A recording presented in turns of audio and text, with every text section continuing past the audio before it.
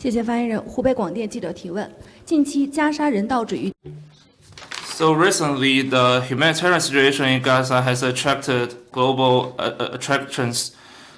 President Macron and the UK Prime Minister Starmer said they may admit the state of Palestine in the United States conference, and at the same time, it's reported that the Israel Security Cabinet is still considering to have comprehensive military occupation over Gaza Strip and to besiege the center of certain cities.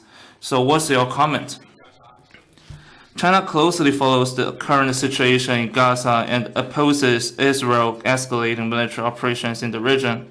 We are deeply concerned over the humanitarian disaster of the people in Gaza.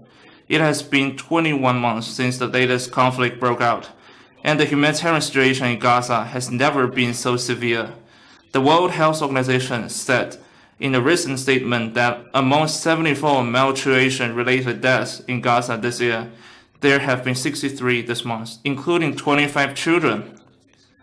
This is the latest evidence of the humanitarian disaster in Gaza. We call on relevant parties, especially Israel, to immediately stop military operations in Gaza, lift the blockade and siege on Gaza, fully resume the access of humanitarian goods, and prevent a humanitarian crisis on a larger scale. The Palestinian question is at the heart of the Middle East issue. The two-state solution is the fundamental way out of the Palestinian question. China firmly supports the Palestinian people in establishing an independent state of Palestine.